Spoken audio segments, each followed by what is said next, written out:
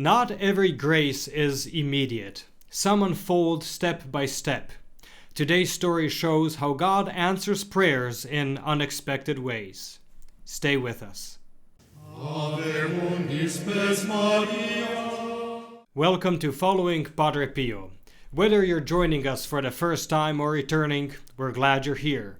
Today's story from Padre Pio's life may inspire you in ways you didn't expect. And before we dive in, I want to let you know that we have a wonderful website full of spiritual resources, novenas, and articles to help you grow in faith. You can find the link in the description below. Now let's dive into today's story. Today's story comes from the book Stories of Padre Pio by Madame Caterina Tangari, biographer and spiritual daughter of Padre Pio. It's the remarkable account of her very first confession to Padre Pio. And as you'll see, it did not go at all as she had planned. Here's the story. Madame Tangari's fourth visit to San Giovanni Rotondo took place in January of 1952. During the visit, she went to confession to Padre Pio for the very first time. What brought her there was a serious family matter. A business contract had recently been signed, imprudently as it turned out, for a duration of 25 years. From the beginning, it showed signs of being unfavorable for her and her family. Even worse, it bound her family to dishonest people for decades.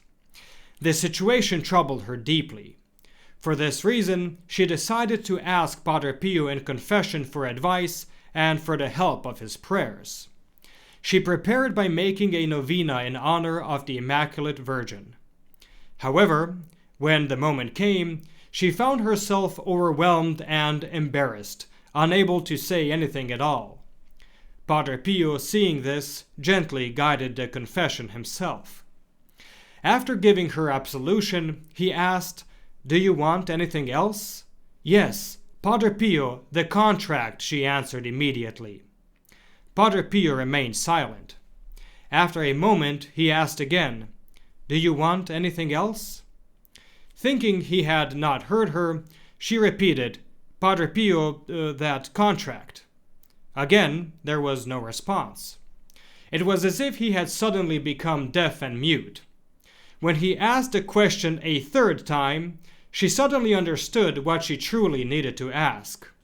"Padre Pio, accept me as your spiritual daughter." With great kindness he replied, "I accept you, my daughter," and he gave her his blessing.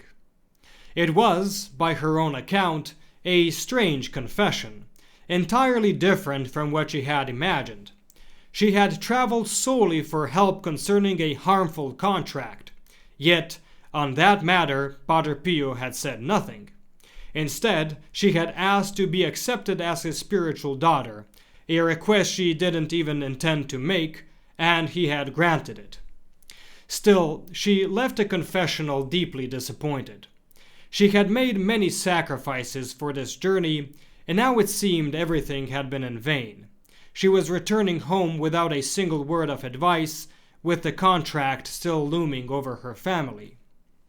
Before leaving the church, she recited the prayers Padre Pio had given her as penance. To her surprise, they were precisely the same prayers in honor of the Immaculate Virgin that she had used to prepare for the confession. She had said nothing to him about her novena. Curious, she asked a friend what prayers Padre Pio had given her.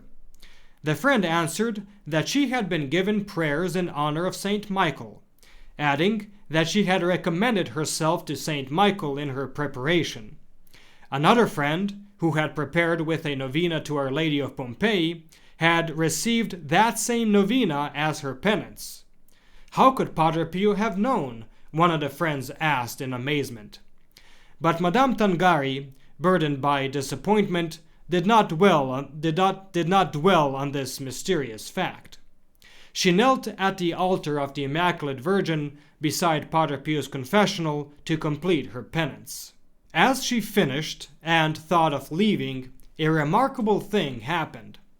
A strong ray of sunlight suddenly illuminated the wall near the choir loft, revealing a painting titled Saint Conrad of Parzham. The ray returned 2 more times, each time highlighting the image of a humble Capuchin brother distributing bread to the poor.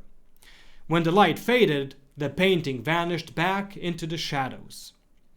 Madame Tangari was unfamiliar with this saint, but she felt comforted by a new hope.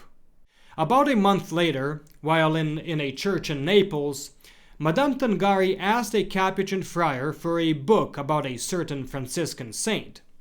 When he could not find the one she requested, he gave her another instead, The Life of Saint Conrad of Parzham. She read it with great interest and learned of the shrine of Altötting, the great Marian sanctuary in southern Germany where Saint Conrad had lived. The book felt like a personal invitation. In May of that same year, she found herself in Altötting. She first visited the church where Saint Conrad's relics are kept and entrusted to him all the matters that weighed on her heart. Then she went to the Holy Chapel of Our Lady. There she witnessed a unique devotion. People carrying large crosses around the chapel, some on their knees, others on foot. Never having seen such a devotion, she asked the sacristan for an explanation.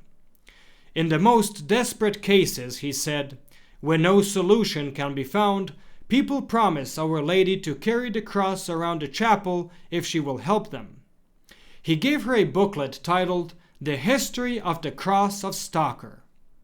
That evening, she read the account of a man named Stocker, who, in a hopeless situation, promised Our Lady to carry a heavy cross from his village to Altötting if he were delivered.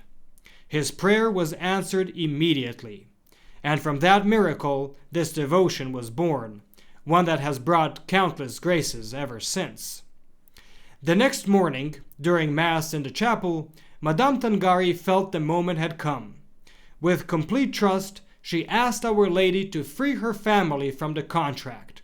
She made a promise to carry the cross once for every year removed from the 25-year term. And though it seemed impossible, she added, "But if the contract is cancelled this year, I will carry the cross 25 times." That same year, her prayer was answered. The contract was cancelled in less than 2 months. In October, she returned and fulfilled her promise. Thus, her first confession to Padre Pio was not in vain. Nothing had been in vain, neither the prayers, nor the sacrifices, nor the bitter disappointment. Everything had borne fruit, giving her far more than she had hoped for. From that time on, whenever possible, she returned to Altötting each year. She continued to carry the cross around the Holy Chapel, for herself, for those she loved, and always also for Padre Pio. And with that, our story concludes. Wishing you all a blessed feast day of St. Conrad of Parzham tomorrow. Thank you for watching. If you enjoyed this video, please like and share to help spread Padre Pio's message. Don't forget to subscribe and click the bell so you never miss our latest uploads. Want to deepen your connection with Padre Pio? Consider becoming a protected child of Padre Pio, a special way to grow spiritually and be part of our prayerful community. You'll find a link to the join page in the description below.